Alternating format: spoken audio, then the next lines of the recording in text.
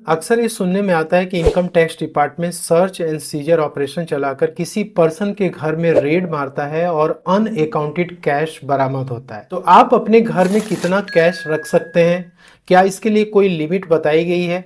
यदि income tax department red मारता है तो उस केस में आपको क्या करना चाहिए? आप अपने घर में कितना कैश रख सकते हैं, इसकी कोई भी limit income tax, GST, RBI, FEMA और ईडी के द्वारा बताई नहीं गई है। दोस्तों, आप जितनी मर्जी उतना कैश अपने घर में रख सकते हैं, बस आपको उसका सोर्स पता होना चाहिए और आपके पास प्रॉपर उसका डॉक्यूमेंट्स, एविडेंसेस, इवन अकाउंटिंग भी आपके पास होनी चाहिए, जिससे कि आप उस कैश को जस्टिफाई कर सको। सबसे अच्छा सोर्स होता है आपका आईटीआर।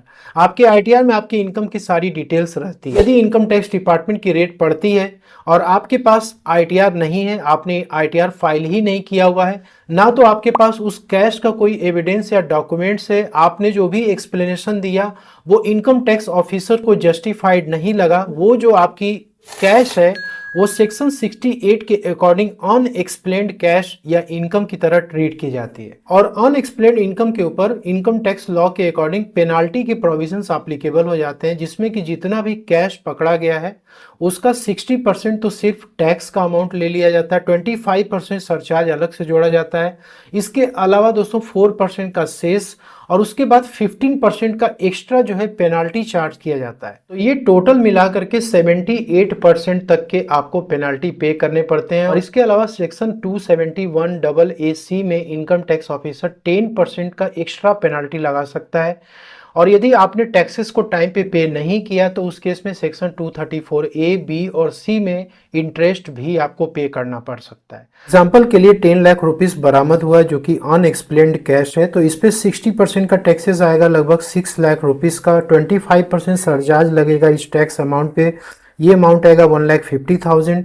तो टोटल यहाँ पे 7,50,000 आया, इस पे 4% का सेस लग जाएगा 30,000। तो यहाँ पे टोटल टैक्स लायबिलिटी दोस्तों 7,80,000 रुपीज़ की आएगी। और इसके अलावा भी 10% की पेनाल्टी एक्स्ट्रा है, प्लस जब भी आप इसमें डिले करोगे तो इंटरेस्ट भी आपको पे करना होगा। तो ये अमाउंट लगभग इस 10 लाख रुपीज़ के बराबर आ सकती है या फिर इससे ज़्यादा भी जा सकती है। तो दोस्तों, यहाँ पे कैश ट्रांजैक्शंस के लिए कुछ रेस्ट्रिक्शंस आपको फॉलो करने इंपॉर्टेंट है। जैसे आप बिजनेस कर रहे हैं तो 10,000 से ज़्यादा आपको कैश में पेमेंट सिंगल डे में नहीं करना चाहिए। सेकेंड ये है कि यदि आप किसी भी चैरिटेबल इंस्टीट्यूशन या ट्रस्ट को आप डोनेशन दे रहे हैं तो 2,000 से ज़्यादा आपको कैश में पेमेंट नहीं करना चाहिए। इसके बाद ही कि आप बिजनेस कर रहे हो तो आप सिंगल डे में 2 लाख से ज़्यादा आप कैश को रिसीव ना करो।